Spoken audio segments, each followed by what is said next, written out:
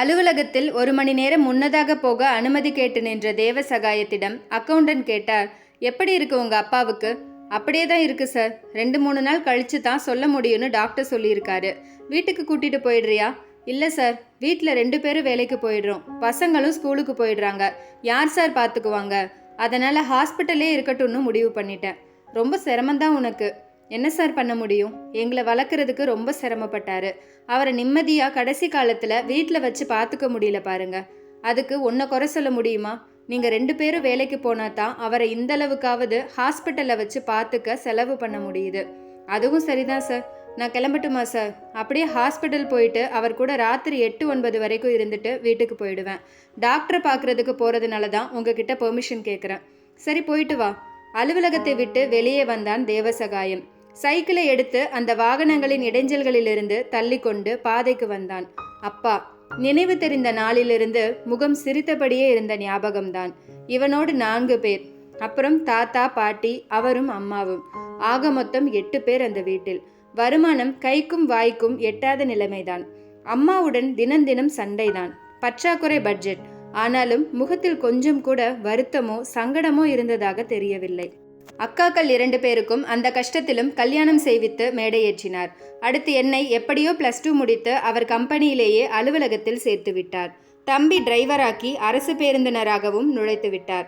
அப்பாவிடம் அதிகமாக ஒட்டியிருப்பவன் அம்மாவே சொல்வாள், கடைசி காலத்தில் கஞ்சி ஊத்துறது சகாயமாத்தான் இருக்கும்.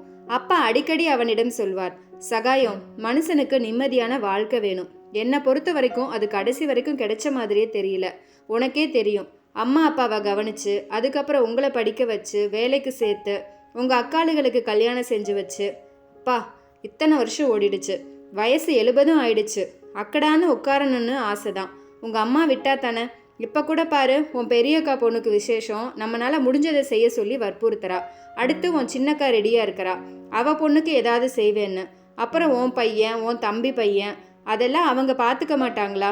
நீங்கள் அமைதியாக உட்கார்ந்துருக்கலாம்ல. இந்த அம்மா சொன்னா கேட்க மாட்டாங்களா? அம்மாவின் மேல் கோபமாக வந்தது. இந்த அப்பாவை பாவம் வயதான காலத்திலேயாவது நிம்மதியா விட மாட்டேங்கிறாளே.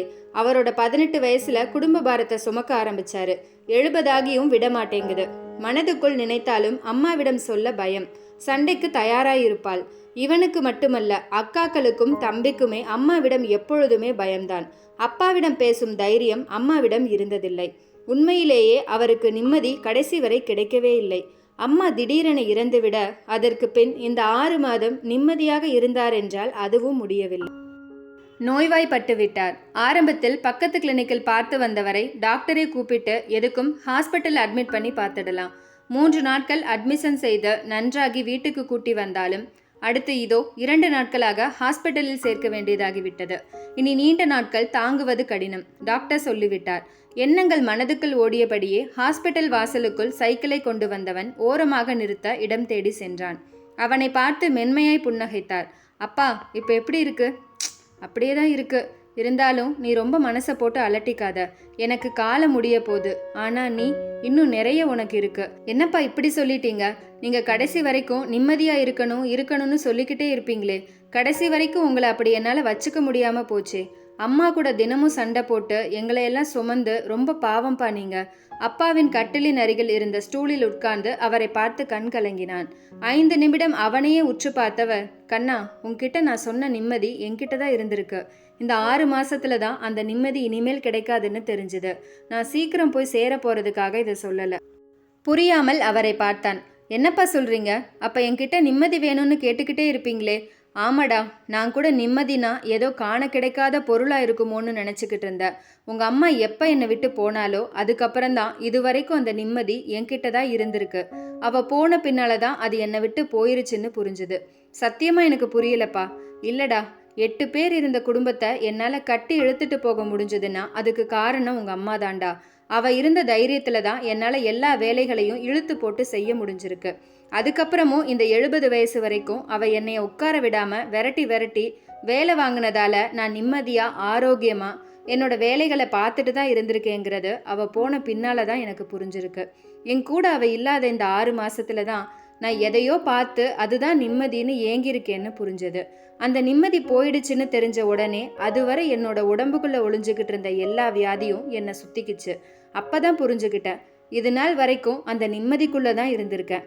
இதுக எல்லாம் எட்டி பார்க்காம இருந்திருக்கு. இப்ப அது போயிடுச்சுன்னு தெரிஞ்ச பின்னால என்னை வந்து பிடிச்சுக்குச்சு. தேவ சகாயத்துக்கு அப்பாவின் நிம்மதி எதில் இருந்திருக்கிறது என்பது இப்போது புரிந்தது. 2 நாட்கள் கழித்து அப்பாவின் மரணத்தை மருத்துவமனை அறிவித்த போது அவனுக்கு ஒருவித நிம்மதி வந்தது. நிம்மதியை தவறவிட்டு விட்டு அப்பா 6 மாதங்கள் கஷ்டப்பட்டது போதும் என்று நினைத்தான்.